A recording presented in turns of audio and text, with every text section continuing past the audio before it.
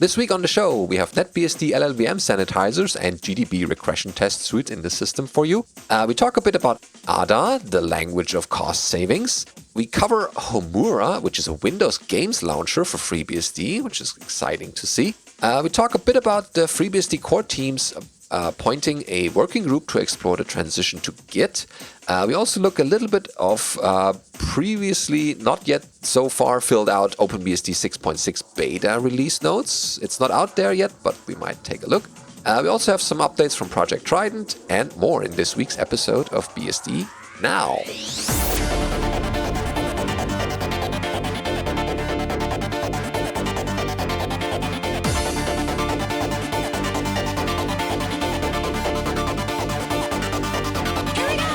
BSD Now, episode 316, Git commit FreeBSD. Recorded for the 18th of September 2019. Hello, I'm your host, Benedikt Reuschling. And I'm Alan Jude. Welcome back to this week's episode of BSD Now, and we have great news for you as always from the BSD world.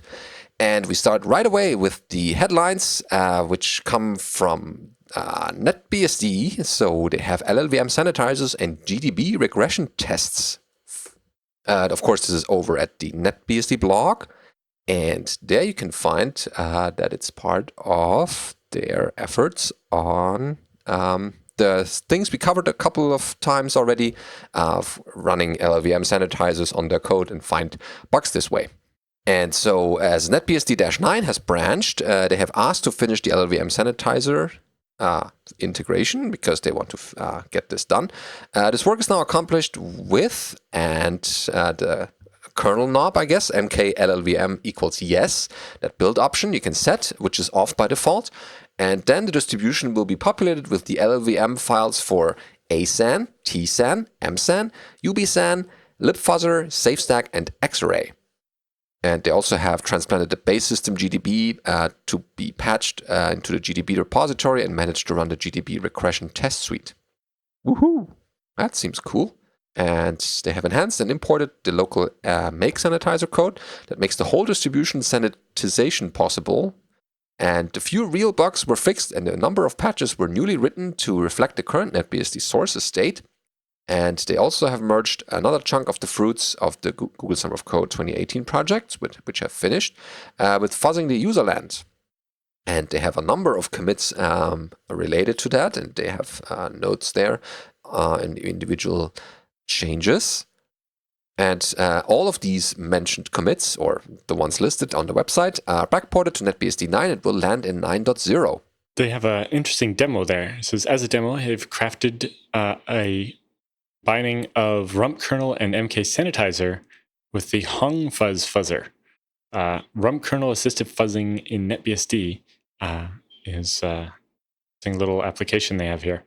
Ah, yes. Yeah, I see this. Yeah, sorry, I missed that. And yeah, that's a good way of seeing what this is used for and how it's used. The GDB parts, they've merged NetBSD distribution downstream to GDB patches into the local GDB tree and executed the regression tests. So there are a number of things there. They have over 45,591 expected passes and 3,267 unexpected failures detected this way. And there's a full log available if you are into that, you'd want to look at and help out a bit. Comparing it to last time they did it in 2017. So about 2 years ago, they ran the same thing. And the number of passing tests was 16,000 instead of 54,000. And the number of failures was 483. This time's higher at 3,267, but the total number of tests has more than tripled in the last 2 years. Yeah, so of course the code in NetBSD also increased during that time, but it's good to have test cases and making sure that your code runs and doesn't run into any regressions. They have a small section about the GSOC mentoring. They note that the Google Summer of Code program reached the end and that the mentees were successful in their final reports. So the first is enhancing syscaller support for NetBSD, part 3. I think we covered that already. And the second is adapting Triforce AFL for NetBSD, also in the show, in an earlier one. I think we've covered part 2 of each, but not part 3. But they're there if you're interested. Oh, these are the final reports. Yeah. And they're also mentoring the AFL plus KCOV work by Maciej Grokowski. And Maciej will visit EuroBSDCon 2019, which we are currently at, if you're listening to that at the moment. Yeah, if you're watching this, the conference starts... Like, if you're watching this when it comes out, the conference starts today, basically. Yeah. And so they speak about their work and the results they gotten out of it.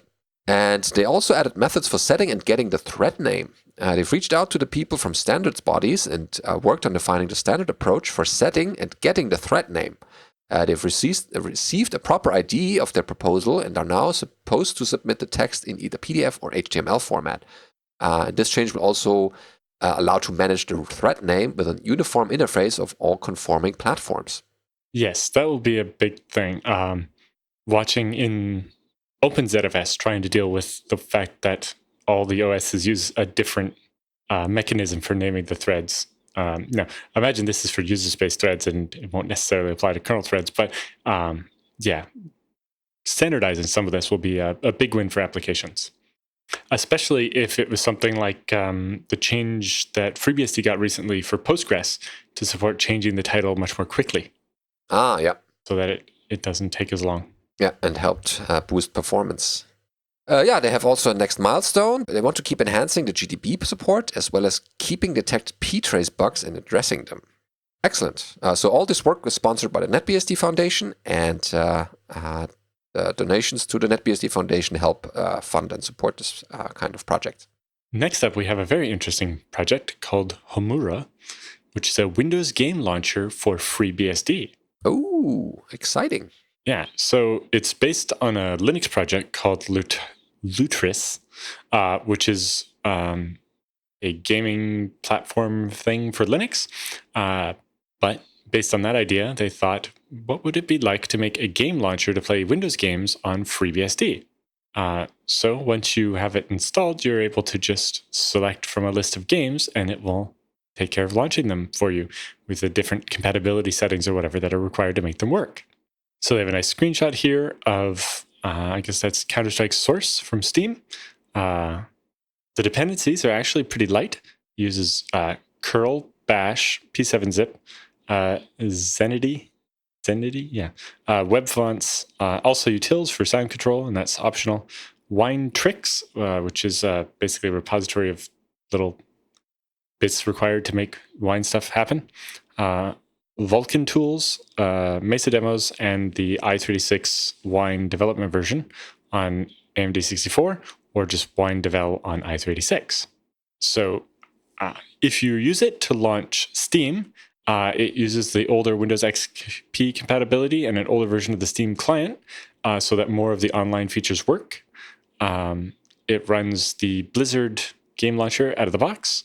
The Origin game launcher for EA, again, uses an older Windows XP version, but that doesn't impact performance, and you can play your games. Uplay plays out of the box, although apparently has crashing problems. TeamSpeak works right out of the box. Anarchy Online runs out of the box. Remember to let the installer create a shortcut, or you'll be unable to start the launcher. They're called Itch, works right out of the box. Good Old Games Galaxy runs out of the box. League of Legends currently crashes at starting the game client, so they're working on that.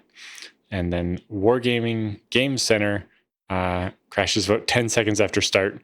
Even if the launcher should work, a desired game may not work. They're currently working on that one, trying to get World of Tanks to work under it. And then they have another one called Growtopia, which works out of the box.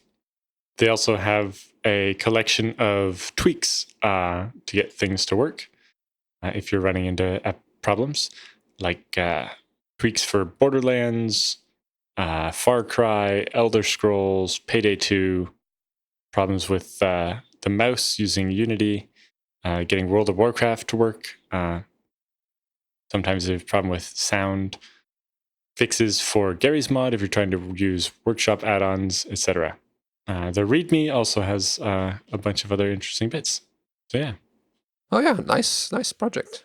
Yeah, being able to combine all those little tweaks and hints and compatibility things to make it so you can just click a button and start a game could make a big difference to how usable FreeBSD is as a gaming platform.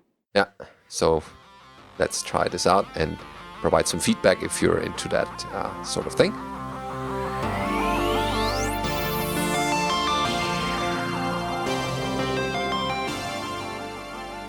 All right, let's look at the news roundup for this week. We have ADA, or ADA, the language of cost savings, question mark. This is over at electronicdesign.com.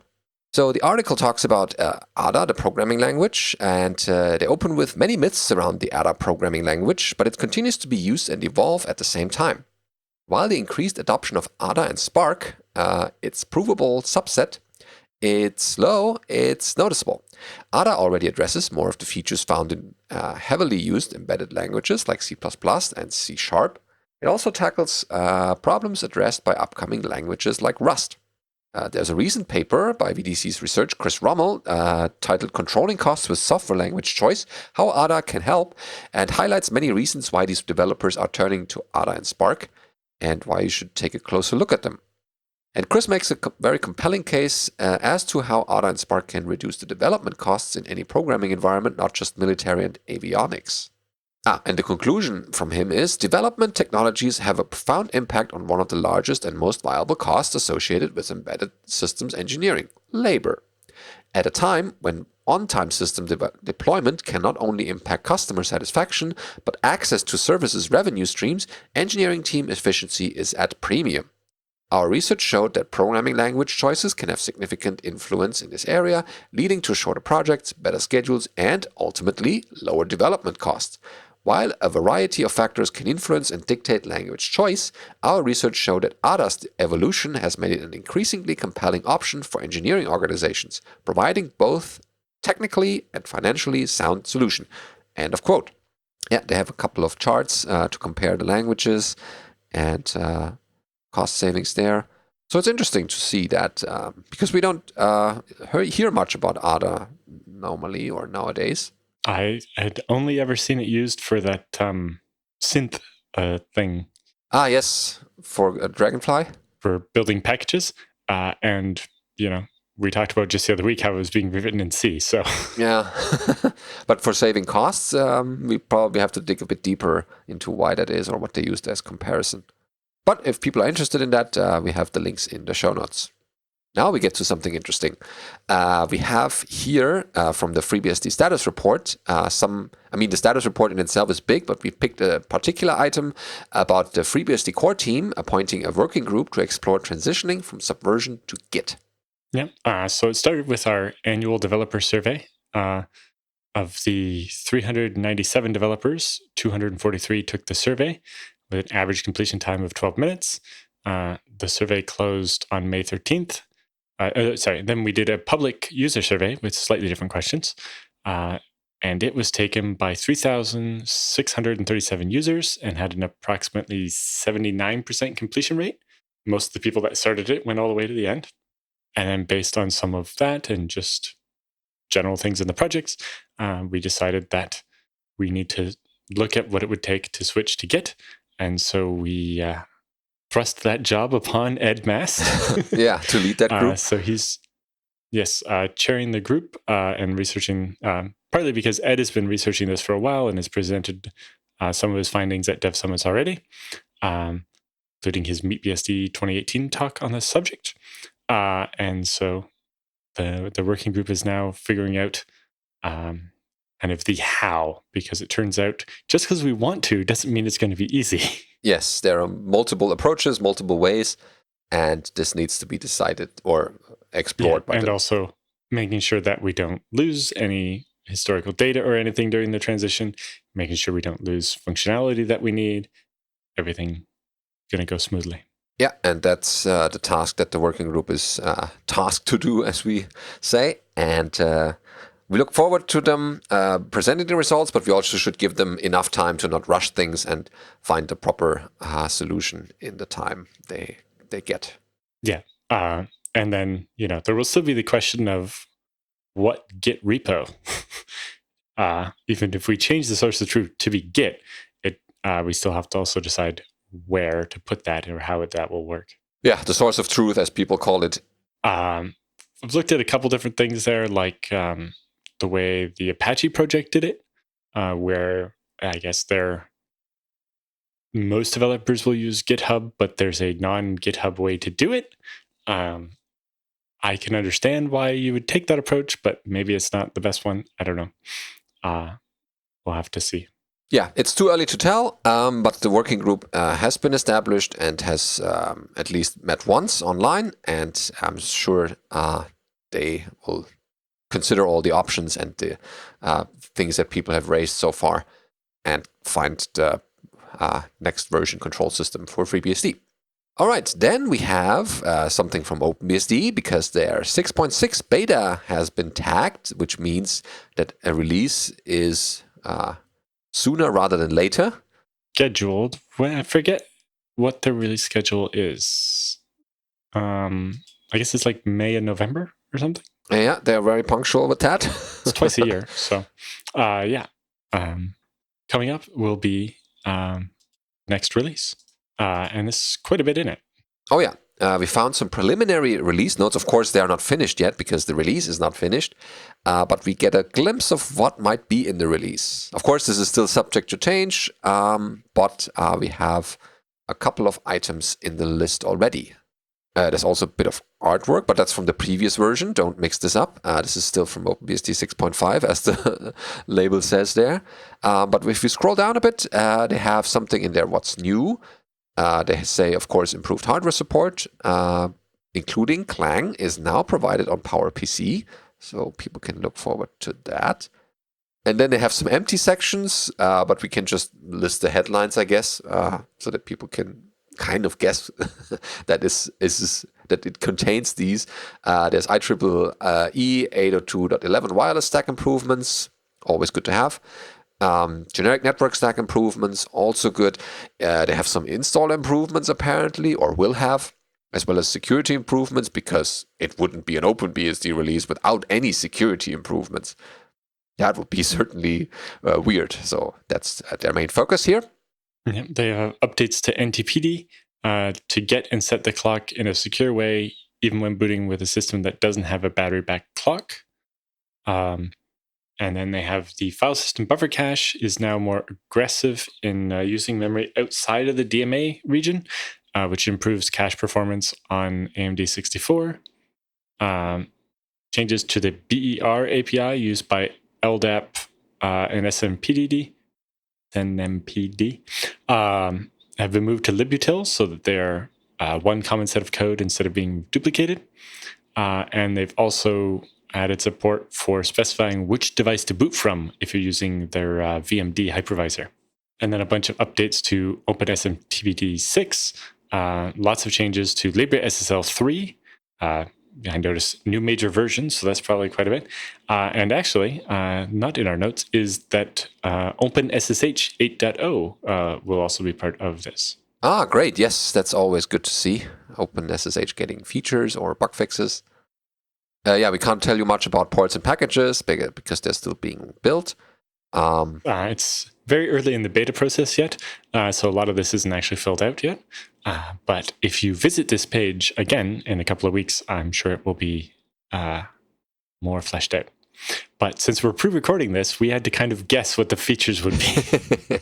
Our crystal balls, are usually working quite well. Yes. So if you actually read the URL for this on the day this actually comes out, it will probably say more useful things than what I'm saying today. And I'm fairly sure that we'll cover it once it's out in a future episode, so we can revisit that page and see how our predictions worked out. All right, switching gears or projects a little bit, we have updates for Project Trident. They have their 12th, for Project Trident 12, update 5. So this is their 12 stable branch, which is different than their head branch, which is date-based. So this is stable 12 update 5, which has a couple of new packages, some games. Doesn't look like anything especially useful, some extra Ruby gems, and so on. A couple of packages are removed. All the OS no ZFS packages are removed. It's not required anymore. And then lots of updated packages. So a pretty straightforward update, but you get newer version of FreeBSD 12 stable in Project Trident. Yeah, so that's from the desktop front, and always good to see that these projects are also making progress. And of course, once a major release comes out, we'll also mention it's in an episode coming in the future. It's time for the Beastie Bits this week. We have news from Dragonfly BSD. They have some MS-DOS FS updates. Remember that file system? Well, there's actually an interesting comment on the page after. So Tohiro Kusumi has been bringing a whole lot of updates to the MS-DOS FS file system. I can't tell you the net effect, but I'm sure that they're useful if you're looking for shared disk media, as FAT is sort of the lowest common denominator. But in the comments, somebody points out that all EFI systems boot from a little FAT file system. So suddenly, MS-DOS FS is more important as it's part of booting your system. And they note that part of this is being discussed on the FreeBSD mailing lists. And so, yes, I'm interested in any changes Dragonfly has that might be useful to FreeBSD as well, as we need, the ability to create MS-DOS FS file systems that all the UEFI firmwares can read, but also looking at having good support for it so that we can do things like update the FreeBSD installer to coexist with other operating systems via EFI. Whereas right now, the FreeBSD installer in ZFS auto mode, anyway, the part that I did, assumes you want to just give the entire disk over to FreeBSD and it can just do whatever it wants. It'd be nice to teach it that, hey, I bought this new laptop. It has Windows on it. I don't need it very often, but every once in a while I might need that.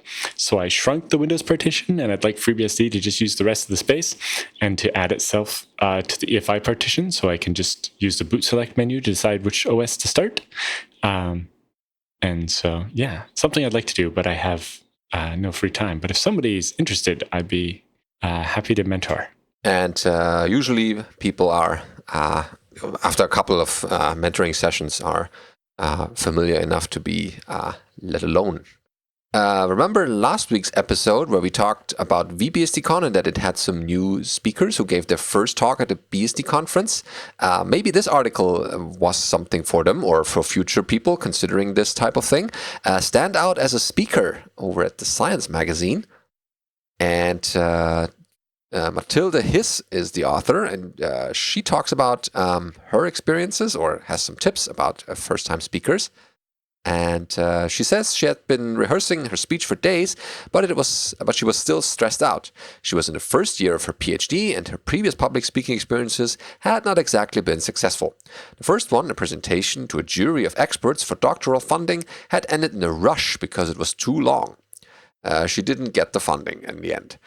During the second one, the defense of her master thesis in front of familiar, benevolent professors, she had been unable to control her shaking voice while giving the impression that she was about to burst into tears. That doesn't sound good. Now she has a few hours away from giving her first oral presentation at a conference, practicing the relaxation exercises she had learned for the occasion, and hoping she could get through this one without incident.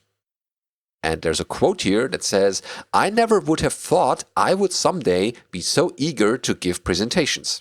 Yeah, I remember, doing school, giving presentations was this terrible thing that I hated and had a terrible fear of, and like shaking so badly I couldn't read the piece of paper I was holding because of how nervous I was and so on. And then just a couple years later, when I started teaching, it helped a bit that I was teaching about FreeBSD, so I could walk in and be fairly confident I knew what I was talking about. But once I'd done it a bit, I kind of got comfortable with it. And then, between the podcasts and quite a few speaking engagements now, I don't get that worried about it anymore. Yeah, it's like a muscle. You train it, and as long as you're not discouraged from your first failure or say we'll never do this again. It's the more you train it, the better you become, and you after a while you figure out what works and what doesn't. So when my turn to speak finally came, I focused on time. I would have to speak fast to present all the information I had planned. 15 minutes later, I finally relaxed, proud of finishing on time and speaking with a steady voice. I had no idea whether the audience had learned anything, and I didn't really care because it was over. I continued to view my talks this way until about a year later, when I made a presentation to a non-scientific audience. Their questions made it clear they had not gotten the message I wanted to convey. Suddenly, I realized these people probably felt the same way I did after watching a disappointing presentation. The speaker was not engaged with the audience at all, and I realized that I didn't want to be that speaker. I wanted to do better. So then they get into the tips. Yeah, so engagement with the audience is probably the next level. But they have the tips. The first one is curate. To keep your audience tuned in, keep your presentation focused on one main message. Each slide, each word should be carefully chosen to convey that message. You can always prepare additional slides for questions and discussion. Yeah, I have weird mixed feelings about some things on slides. Trying to balance my slides between having enough information that having just the slides can give you the story, without necessarily having to have the video of the content. One of the places where I think like HBSD Con kind of gives you the advantage, because if you have a whole paper to go in all the details, you can keep your slides a lot lighter. But I do try to, especially at the regular conferences, keep my slides quite dense, but it's important not to just read the slide and to make sure you cover just the curated bits that actually matter to people. Yeah.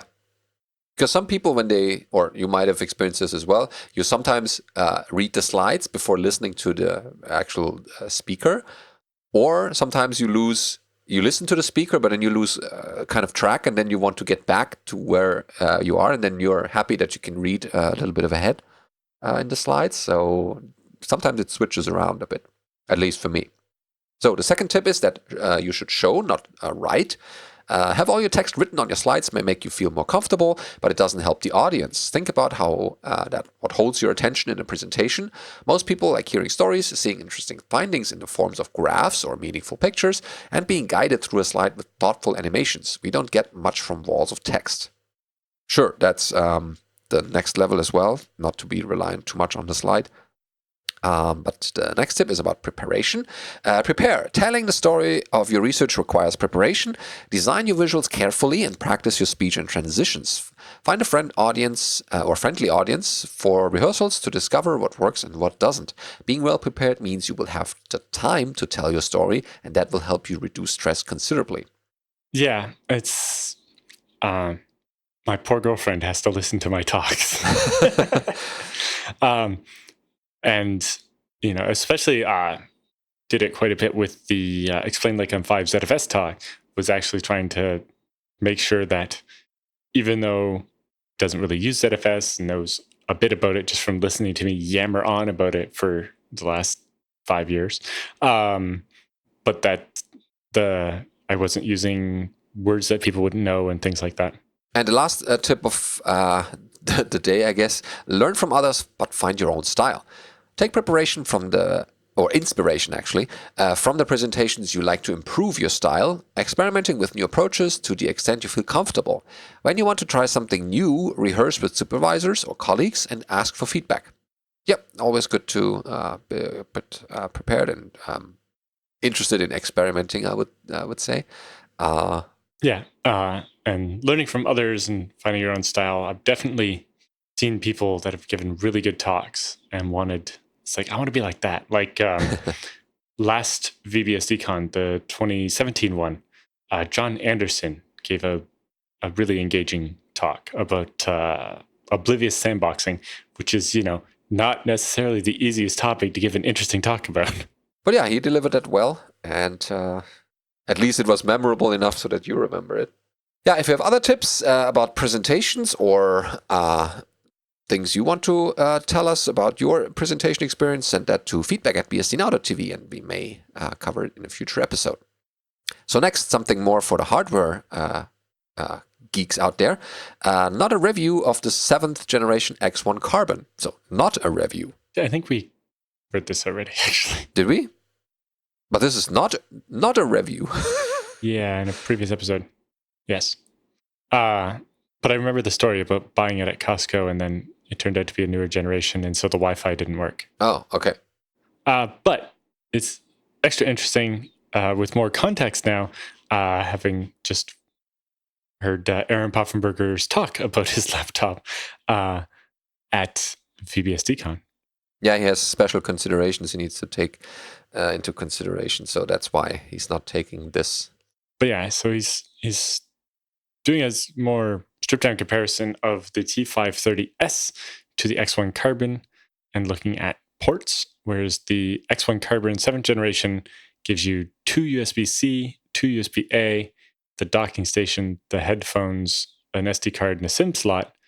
A more traditional computer, you got USB ports, a display port, the docking station, a VGA connector, Ethernet, SD card, SIM card, etc. So yes, the X1 Carbon, you end up without even an HDMI port, meaning you're going to end up with a lot of dongles. Not a fan of that. That's why I like my X270 as opposed to something like an X1 Carbon. It's a little bit thicker, but you get all the ports. Yeah, that's a consideration many people are doing. Yeah, okay, so that's this. And the next thing is that FreeBSD meets Linux at the Open Source Summit. Yep. So this is a video from the Linux or the Open Source Summit in San Diego, and has an interview here with Deb Goodkin from the FreeBSD Foundation. It's about a half hour. There's quite a bit in it, and they talk about open source and FreeBSD. Yeah, so that's something you should definitely watch. Mm-hmm. There is also an article we found about QEMU VM escape.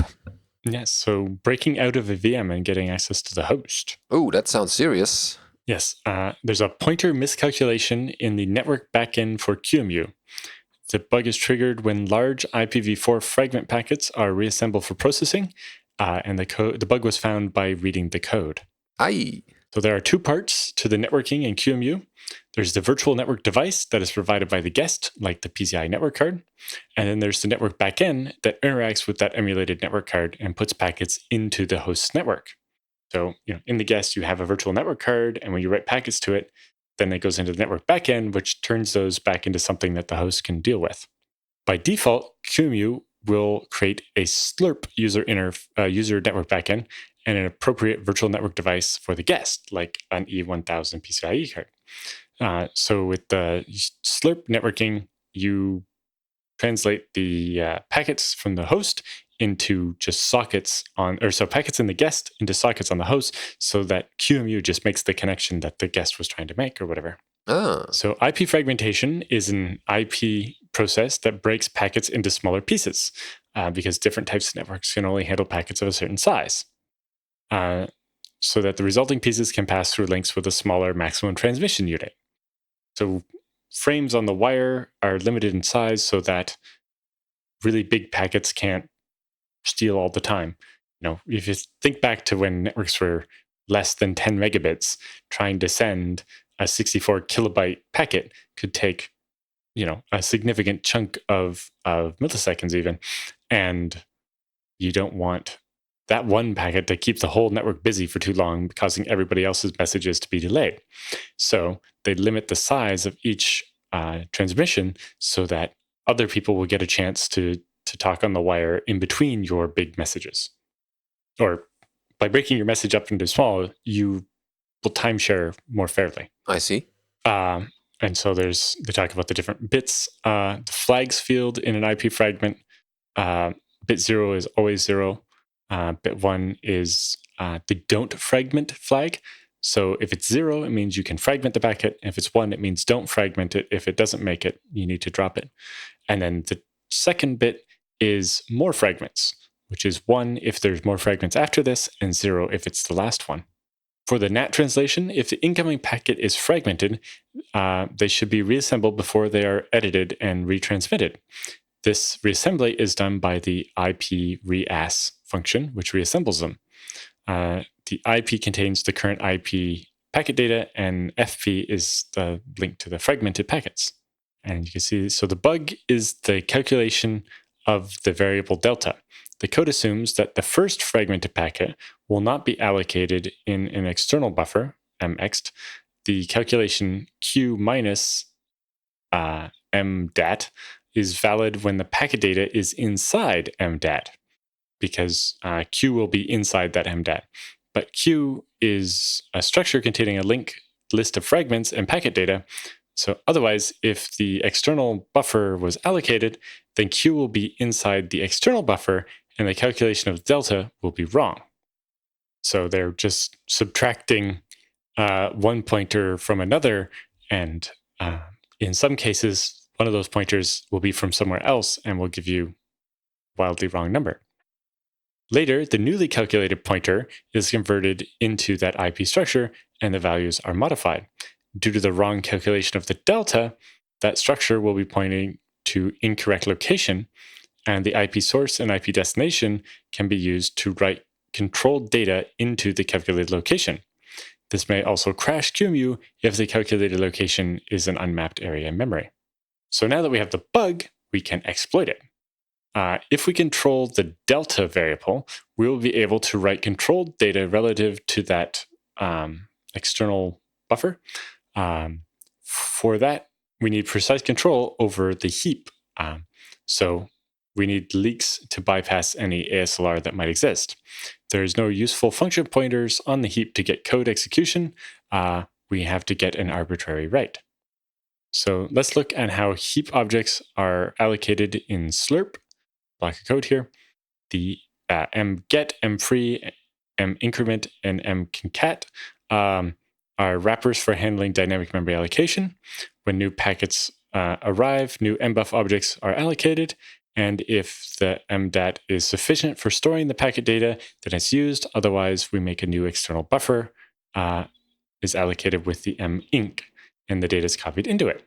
But if the incoming packet is fragmented, then the new mbuf object is used to store those packets until the fragments arrive.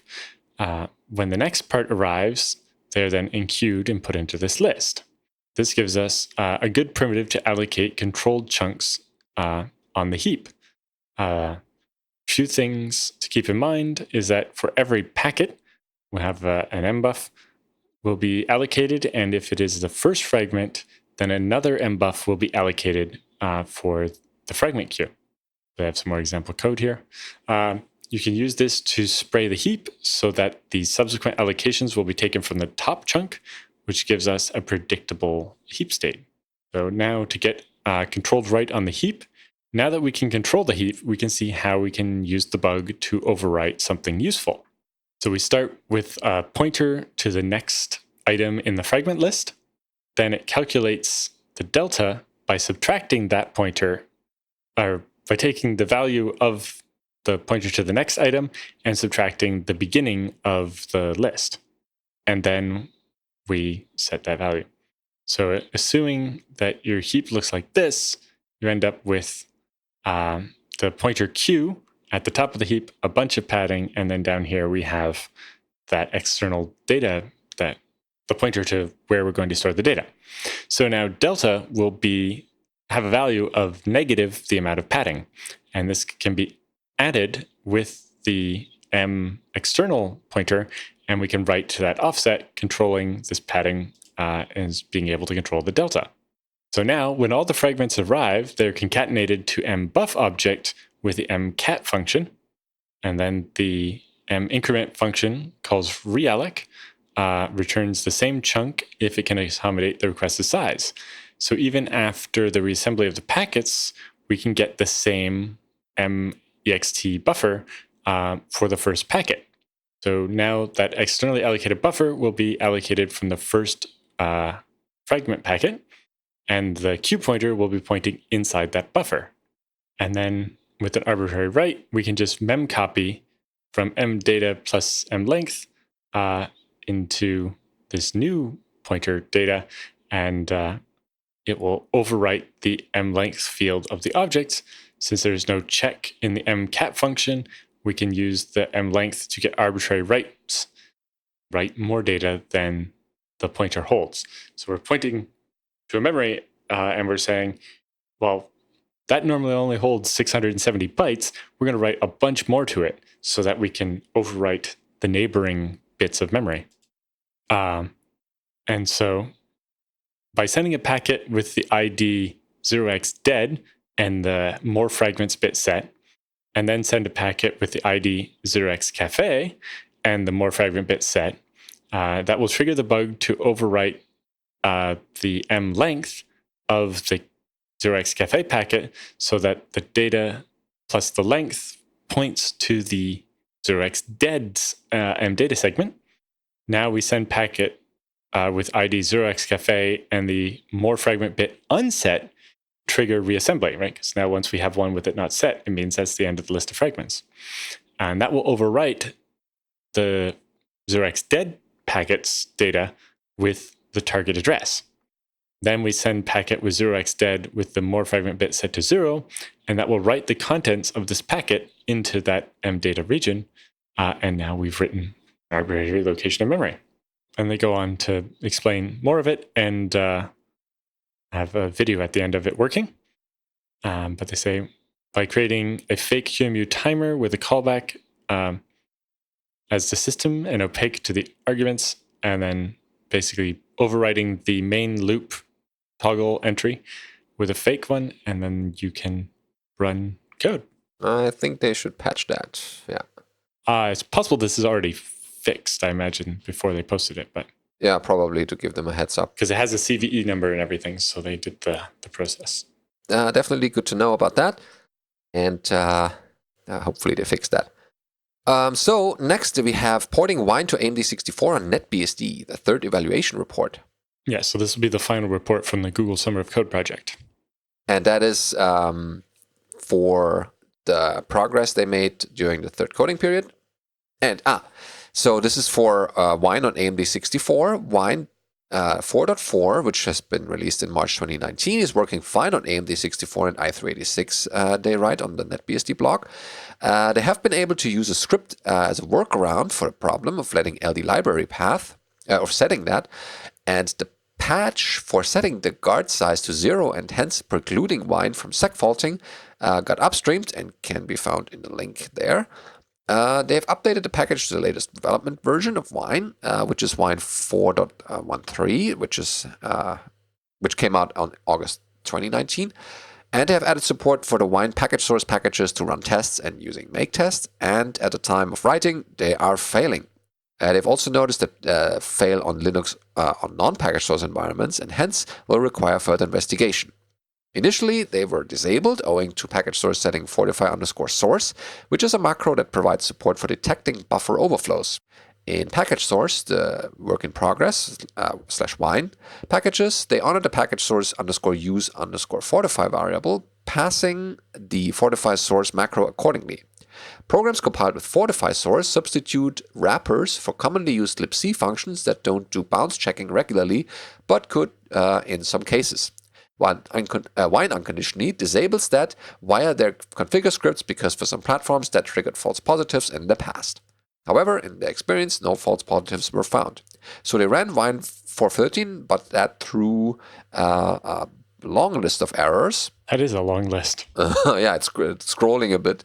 But then they have a section here running programs on Wine. You can find obligatory screenshots of Wine 4 or 4.13 on AMD64 and i386 on the article, if you find that in our show notes. Yeah, I'm running a fancy editor, professional text/hex editor. And then they have playing Space Cadet Pinball. Good old days. So they also provide instructions how to run Wine on NetBSD AMD64. You need to compile the kernel with user _LDT, install that kernel, clone their work in progress repo, and then run make install for either 4.4 or 4.3 versions of Wine, and then run Wine and then your applications. For example, Notepad. Always wanted to have Notepad on NetBSD. Their future plans include that the Wine requires the kernel option user _LDT to be able to run 32-bit applications on AMD64, facilitated by World of Warcraft, is that 64-bit? Yeah. No, that's Windows on Windows 64. Oh, right. Too bad. Okay, so Windows on Windows 64-bit, and presently this feature isn't enabled by default in NetBSD, and hence the kernel has to be compiled with user_LDT enabled. It will work on getting the tests, or they will work to run tests to pass, and finding a better approach to deal with LD library path issues. And in addition to that, they shall work on incorporating a NetBSD VM to Wine test bot infrastructure so they can preclude Wine from getting out of shape on NetBSD in the future. Yes, that's a very important thing, is especially for the BSDs, is getting our OSs integrated into the test infrastructures of other projects so that their code is automatically tested on the latest BSD, so that when they make a change and it turns out that breaks BSD, they find out about it immediately from their test bots, instead of, after a couple of months, they release a new version, and after a couple more months, we port it to BSD, and then we tell them, hey, your new version doesn't work properly because you did some Linux-only thing or something. If it's 6 or 8 months later, they're like, I don't remember writing that code. I've moved on. But if we tell them within a couple of days, then there's a good chance they will fix it before they go too far down that path. Yeah, so we're not playing the catch-up game. Of course, in addition to getting it set up the first time, means that, the BSD projects still have to maintain those and keep those working, because, if it keeps giving false positives or breaking, they're just going to turn the BSD one off. Yeah, so that's their report on the plans, or from their efforts, which were quite successful on porting NetBSD, Wine on NetBSD this way. Very cool. Yes, and thanks to Google for another successful Google Summer of Code project. Okay, and last but not least in our list of items in the Beastie Bits is OpenBSD has disabled DOH, which is DNS over HTTPS, by default in Firefox. So this stirred some controversy on once the information got out that this is in the newest Firefox. But OpenBSD was quick to commit a small fix but significant change to the Firefox port. Yeah, so in the options, they include an extra file called all-openbsd.js, which overrides some of the default preferences. Now, you as the user can still override this to whatever value you want, but it means that the default is now not to use DNS over HTTPS and tell Cloudflare about every website you're going to. A lot of people are upset by this and try to disable that, or want to have that disabled, or at least have the option to disable it. Okay, so OpenBSD has put an end to that at least, or disabled it by default. So people can make sure to use the latest Firefox version that includes that without having to worry about their browsing history or current browsing actions being recorded.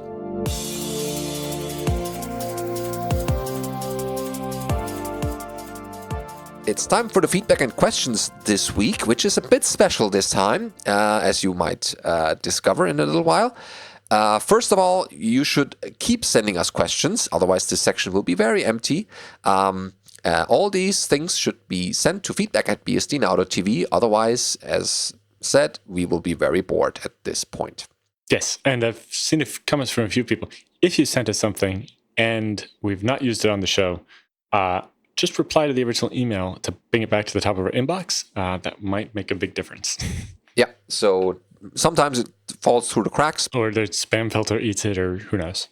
We usually try to get everything in the show notes, because that's what this section lives for. And a lot of people are watching BSD Now specifically for those.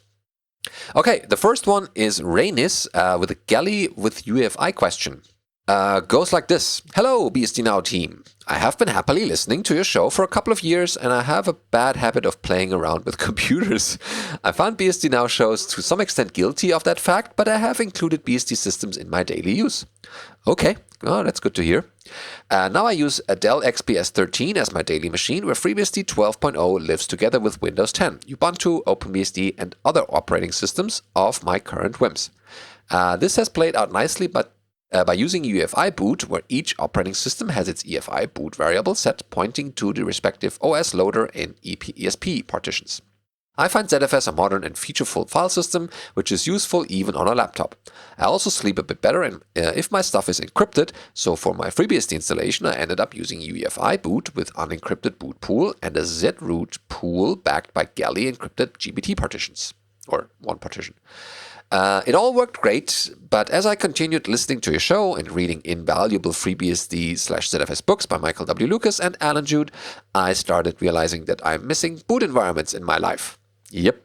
Unfortunately, I was not able to integrate them in my setup, so when playing around with FreeBSD Current, I had to brutally delete GPT partition records for my 12.0 release so that UEFI loader does not see them and boots Current from a new partition instead. That was not elegant. You shouldn't have had to do that, but okay. It's a bit drastic, yeah. I knew that for some time that Alan had done a great job, at making ZFS boot environments work with Galley, but that did not support UEFI, and I was too scared to try out legacy BIOS booting as it required installing protective MBR into the first disk sector and had no idea how my other operating systems inhabited the laptop would react. Then he found out about Aaron McCorkle's work on FreeBSD EFI Galley support, and found Eric's blog post and how his setup is described there. But unfortunately, the code had been removed from there. So he did not have any other option than to have some beer for courage and try legacy BIOS booting. I found a blog by Joseph Mingrone, our faithful and busy core secretary, by the way. And I transferred data from a boot pool to zroot, enabled Galley boot flag on the partition backing zroot, destroyed the boot pool and its backing partition, and installed the boot code to the first disk sector and to the newly created FreeBSD boot partition. So contrary to his fears, everything worked great and I could start playing around with boot environments. In order to check that my other operating systems were still alive, I had to enable UEFI booting again. But then accidentally booted my previous FreeBSD UEFI loader. To my surprise, the machine did not crash and I was presented with a friendly prompt. So the Galley passphrase, please. I could not believe that. So after logging in, I ran sysctl muckdeb boot.boot method to see that UEFI booting worked, and also EFI boot manager spitted out all my boot order entries. Still not believing, I started in-depth online searches to find out the mailing list thread where they pointed out that UEFI plus Galley plus ZFS plus boot environments work as finalized already a year ago. So, how ignorant of me. I regret not doing proper research from the beginning. In order not to repeat my mistakes, it would be great if you could shout out to all the listeners of the show that UEFI, Galley, plus ZFS, plus boot environments is a thing in FreeBSD, and a good thing. One should be following mailing lists regularly and not be afraid of breaking things. I suppose we maybe didn't do a great job of telling everybody that just works now. And a couple of things. So Joseph's instructions are very useful. And you don't need to switch to BIOS boot for it. The protective MBR thing is not specific to BSD. Every GPT partition disk has that protective MBR. That's there specifically so that Windows XP won't offer to format the disk because it doesn't contain an MBR. Yeah, so that's the main reason why that's a thing. But it's part of the spec. So anyway, yes, starting with 11.1, I think, and definitely FreeBSD 12.0. Anyway, FreeBSD 12.0 has support for UEFI booting fully encrypted disks with no unencrypted partitions. All you have, the only thing that's unencrypted is the actual bootstrap, which is like 100 kilobytes of code. So you only have that 512 kilobyte partition for the boot code is the only unencrypted data on your machine. And that's not very critical because it doesn't include any user data. In the future, we might have signing for that or something. But for now, it means all it does is ask for the password, use that to derive the master key, and use that to decrypt the disk enough to start the loader. The loader is then passed that same encryption key or user key, uses it to read the disk and load the kernel, and then the kernel is passed the key again, and the kernel uses that to read the disk and mount it as a root file system. Yeah, so sometimes we don't advertise our great features, but it's been rectified this way. Yes, and thank you in the end to Ian. Ian Lepore for helping with the conversion to get the EFI bits working.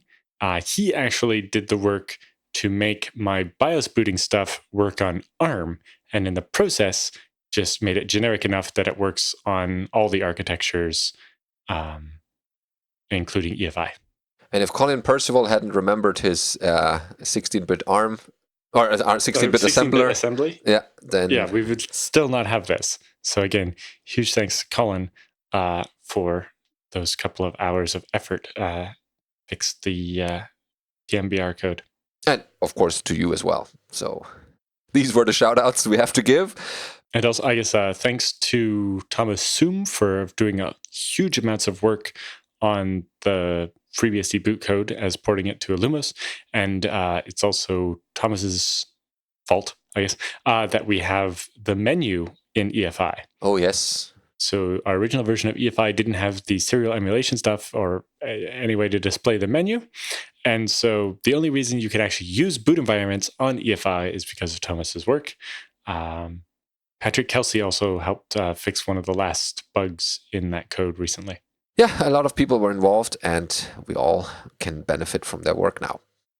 Okay, next question is from Mason about beeping. Of course, you know what this means. Starts with, I'm curious how beeping is handled in FreeBSD. On my ThinkPad T420 running FreeBSD 12, when I wake from sleep or when something beeps on the console or inside X, the beep is almost painfully loud. In X, the exit command seems not to work as advertised, and this probably wouldn't help with the ACPI events in any case. So if I set current.vt.enable_bell equals 0, then that suppresses the bell in X, but not when I sleep or wake. Setting hwsyscons.bell seems not to be relevant when I'm running VT. But I don't want to suppress it, I just want to make it quieter. I definitely heard that painfully loud beep when you unsuspend a machine at the conference from a number of people that have T420s and X220s and other ones. And it's the reason why you'll find my X270 muted most of the time. The next feedback we're getting into is a bunch more feedback to someone's question like this, but slightly different, that came in, and we got a whole bunch of responses, and we're going to read them in a minute. Hopefully, we can do the same thing here and pass that on to, I know Steve Wills is one of the developers that got the beep of death during the conference. And was like, I wish I knew how to change that. So yes, being able to control that to make it quieter and or disable it and control the bell again.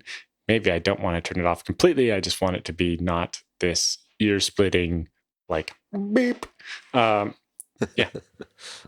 hopefully, sadly, I don't know the answer, but hopefully somebody out there has solved this and just doesn't know that nobody else knows how to solve it, and will quickly share that knowledge with us. Yeah, that's the idea, and that's why we have this segment. Yeah, again, if you have a solution for that, or making it just a little bit tiny quieter, more pleasant to the ears, whatever, send this to feedback@bsdnow.tv so we can answer this question properly, or maybe you find the time to code a solution, then also be happy to cover that.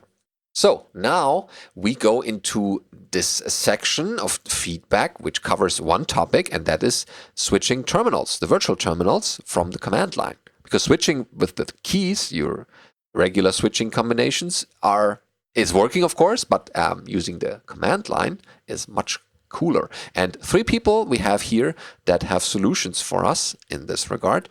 The first one is DJ, and he writes also a bit about how he enjoyed our episode 311 rundown of our favorite gear and plans to buy some of those recommendations. Okay, so that's nice. We're not getting any kind of affiliate links or affiliate money from that. We're just linked what we liked. Yeah, if you buy it from Amazon, use smile.amazon.com and direct your charity donation to the FreeBSD Foundation. Yeah, for example, that is one goal. And they get a bit of money from that without you having to pay some extra money. Okay, responding to Mark's question from episode 312 about changing virtual terminals on the FreeBSD Virtual Console and without using function keys, I have always done it with the print screen /system request a key. This is mapped by default to advanced virtual TTYs in one direction.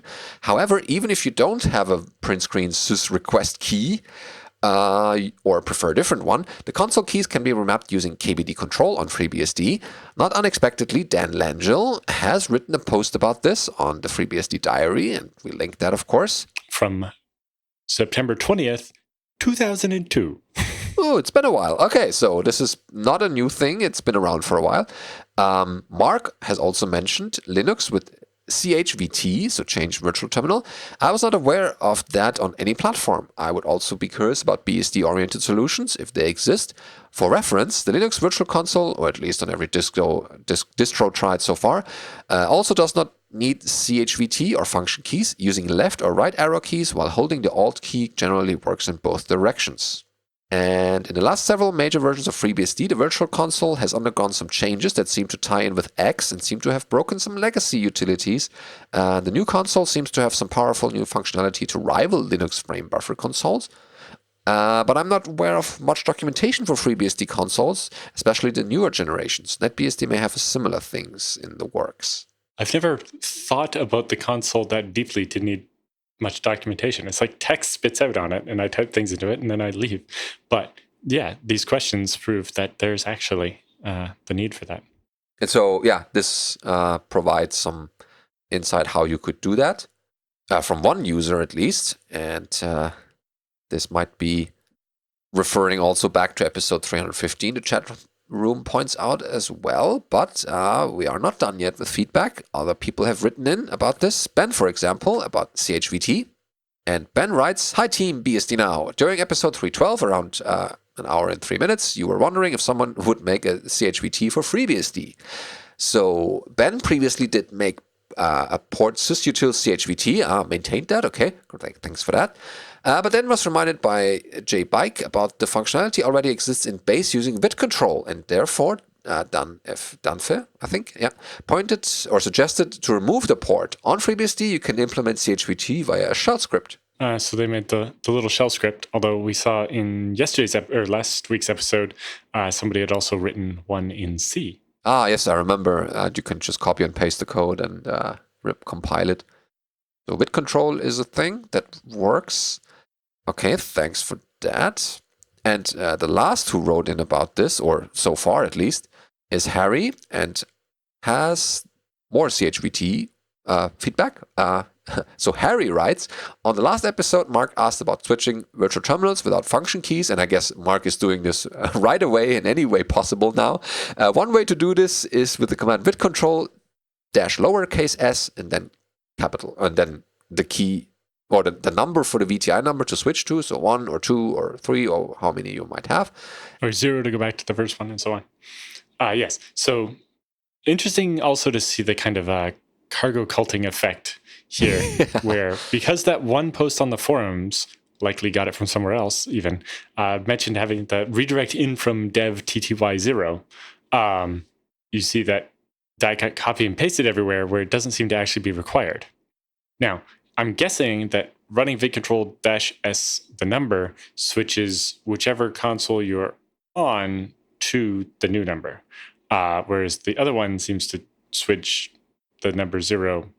So you might see a difference where the redirect might be useful if you're switching not the screen you're on, but trying to switch some other screen around or something. But it's just interesting to see the kind of the copy and paste nature of some of this.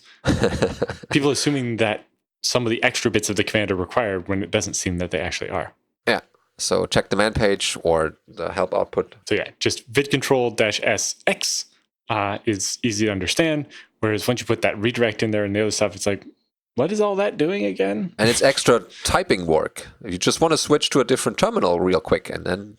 Yeah. Let's hope we have sufficiently answered this question now, and definitely remember these keystrokes or these commands now so that you can use them when necessary.